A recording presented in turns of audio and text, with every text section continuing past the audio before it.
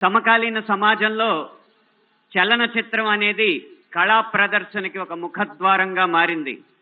అది వెండి తెర మీదైనా, బుల్లి తెర మీదైనా, మన చేతుల్లో ఉన్న బుజ్జి తెర మీదైనా ఈ చలనచిత్రమే సంగీత, సాహిత్య, నృత్య, నటనాది కళారూపాల ప్రదర్శనకి ముఖద్వారంగా మారింది.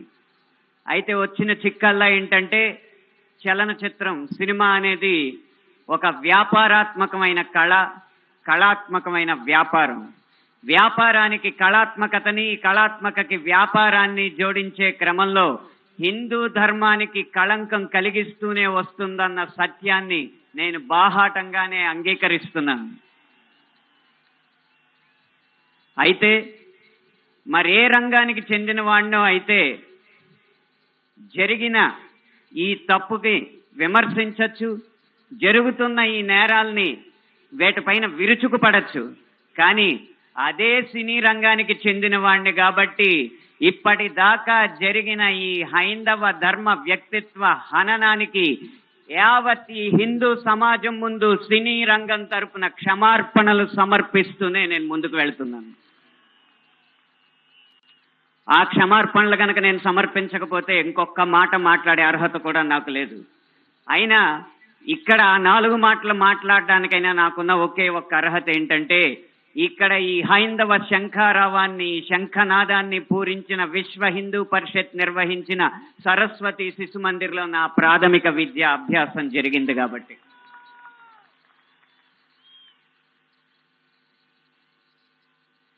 సినిమాల్లో హైందవ ధర్మం మీద దాడి ఎలా జరుగుతుంది, హైందవ ధర్మ హననం ఎలా జరుగుతుంది అనేది ఒక 3 కోణాల్లో 3-4 ఉదాహరణలో క్లుప్తంగా విభజించి వివరించే ప్రయత్నం చేస్తాను. ఇక్కడ దాడి 3 కోణాల్లో జరుగుతుంది. అందులో ఒకటి కావ్యేతిహాస పురాణాలని వక్రీకరించడం, 2 తెర మీద కనిపించే పాత్రల్లో వినిపించే పాటల్లో హైందవ ధర్మాన్ని దుర్వినియోగం చేయడం, 3 తెర వెనక మా ముందు అన్యమతస్థుల ప్రవర్తన. ఈ 3 అంశాల్లో మొదటిది కావ్య పురాణేతిహాసాల వక్రీకరణ. వాల్మీకి రామాయణం, వ్యాస భారతం భారత సాహితీ వాన్మయ శరీరానికి 2 కళ్ళ లాంటివి. కానీ అదే వ్యాస భారతాన్ని, అదే వాల్మీకి రామాయణాన్ని వినోదం కోసం వక్రీకరించిన సందర్భాలు కోకొల్లలు.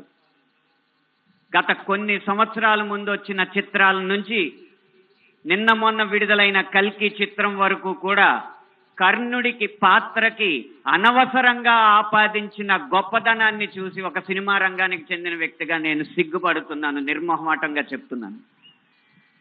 అది కూడా ఈ కృష్ణా జిల్లా గడ్డ మీదే నిలబడి చెప్తున్నాను. అప్పటి చిత్ర దర్శకులు, ఇప్పటి చిత్ర నిర్మాతలు ఇదే జిల్లా వారికి చెందిన వారైనా సరే పొరపాటు అని మనం చెప్పకపోతే ఈ హైందవ ధర్మంలో పుట్టినట్టు కాదు, ఈ హైందవ ధర్మాన్ని ఆచరించినట్టు కాదు, హిందువుగా ప్రకటించుకోవడం వ్యర్థం అని చెప్పి ఘంటాపథంగా తెలియజేస్తున్నాను. ఇప్పుడే ఈ సభలో, ఈ గొప్ప సభలో సత్యవాణి గారిని అభినవ ద్రౌపదిగా వక్తలు అభివర్ణించారు. ఆవిడే ఒప్పుకుంటారా? నిండు సభలో ద్రౌపదిని వలువలు వలచండి అని సలహా ఇచ్చిన కర్ణుణ్ణి సూర్యుడు అంటే సత్యవాణి గారు లాంటి మహిళా మండలి ఒప్పుకుంటారా? గంధర్వుల్ని చూసి, గంధర్వ సైన్యాన్ని చూసి ప్రాణమిత్రుణ్ణి కూడా వదిలేసి ప్రాణభయంతో పరుగులెత్తిన కర్ణుణ్ణి ధీరుడు, సూర్యుడు, వీరుడు అంటే ఈ హైందవ సమాజం ఒప్పుకుంటుందా?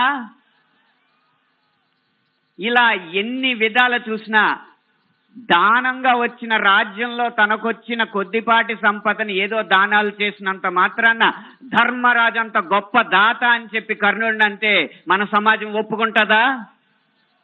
నిన్న మొన్న వచ్చిన కల్కి సినిమాలో అగ్నిదేవుడు ఇచ్చిన ధనస్సును పట్టిన అర్జునుడి కంటే సూర్యుడిచ్చిన ధనస్సు పట్టిన కర్ణుడు వీరుడు అని చెప్తుంటే యుద్ధంలో నెగ్గేది ధనుస్సా ధర్మమా అని ప్రశ్నించకుండా మనం ఊరుకుంటామా?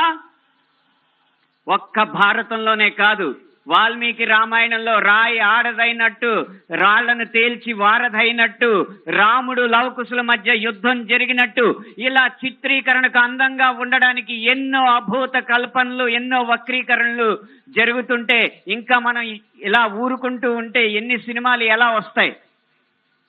ఒక్క వక్రీకరణే కాదు, చిత్రీకరణలో, గీతాలాపనలో ఎన్ని రకాల హననాలు జరిగినాయో మనం గమనిస్తూ ఉండాలి. మీరు కొంతకాలం క్రితం ఒక హిందీ పాట వినే ఉంటారు, దమ్మరదం మిట్ జాయహం బోలో శుభశ్యామ్ హరే కృష్ణ హరే రామ్. రండి దమ్ము కొడదాం, కలుసుకుందాం, శుభ సాయంత్రం చెప్పుకుందాం, తర్వాత హరే కృష్ణ హరే రామ్ అందాం. భగవత్ తత్వాన్ని, భగవద్భక్తిని జగత్ ప్రస్తుతంగా జగద్విదితం చేసిన ఇస్కాన్ వారి నినాదం హరే కృష్ణ హరే రామ్ ని ఒక ఐటమ్ సాంగ్ లో పెట్టుకుంటే ఒప్పుకుంటామా? మీ ముందు ఇప్పుడు రెండు దారులు ఉన్నాయి. కాళీ అన్న సినిమా డాక్యుమెంటరీ పోస్టర్ లో కాళికామాత సిగరెట్ కాలుస్తుంటూ ఒక పోస్టర్ వేస్తే మన ముందు రెండే దారులు ఉన్నాయి. ఒకటి నిమ్మకు నీరెత్తినట్టు కూర్చోవడం, రెండు నిగ్గదీసి నిలదీయడం. మీ దారి ఒకటా రెండా? పీకే అన్న సినిమాలో రాయి మీద పాన్ పరాగు ఊసి అదే శివలింగం అని చెప్పి వెటకారం చేసి అన్య మతస్థుల మందిరాల్లోకి మాత్రం వెళ్లకుండా వాళ్ళు తరిమి కొట్టినట్టు తెలివిగా తప్పించుకున్నారు. అప్పుడు మన ముందు రెండే దారులు ఉన్నాయి, నిమ్మకు నీరెట్టినట్టు నుంచోవడం, నిగ్గదీసి నిలదీయడం. మీ దారి ఒకటా రెండా?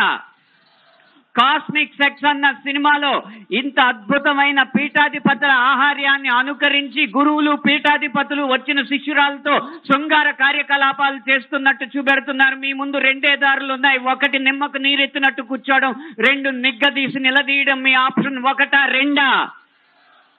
ఎంఎఫ్ హుసేన్ లాంటి చిత్ర దర్శకుడు, చిత్రకారుడు సరస్వతి, దుర్గా మాతల బొమ్మల్ని అశ్లీలంగా వేసినప్పుడు వారి కోవలోనే అక్రమ్ హుసేన్ అనే చిత్రకారుడు కృష్ణుణ్ణి బార్లో ఉంచి గోపికల్ని బికినీల్లో చిత్రించినప్పుడు మన ముందున్న దారులు రెండు, ఒకటి నిమ్మకు నీరెత్తినట్టు కూర్చోవడం, రెండు నిగ్గదీసి నిలదీయడం. మీ దారి ఒకటా రెండా?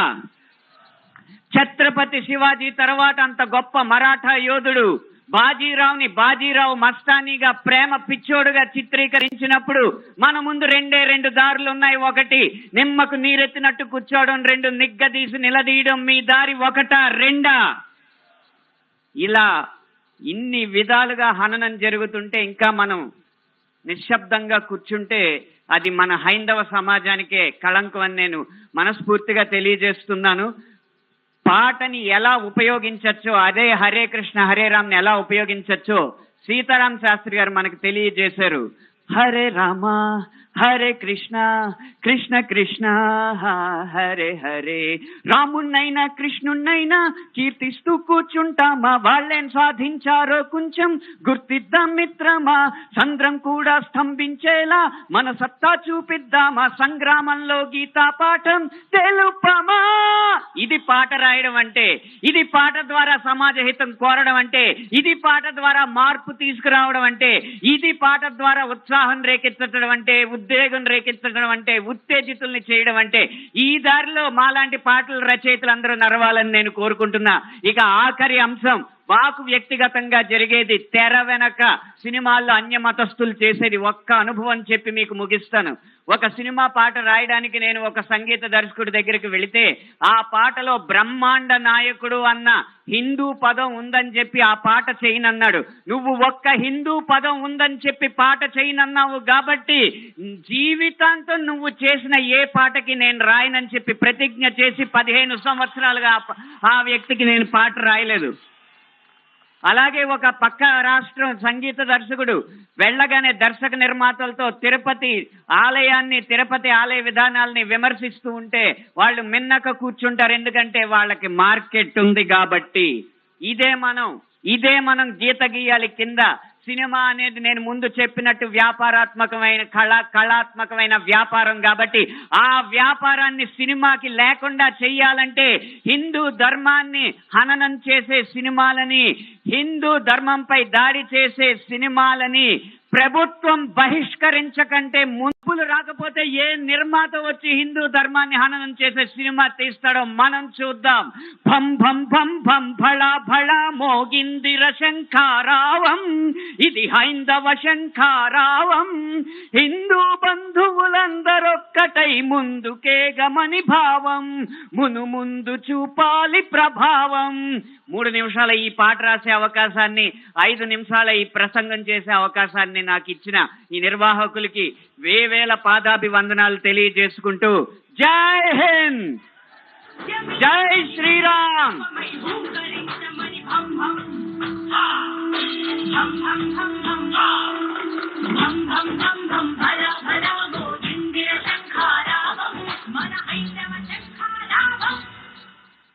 ఇది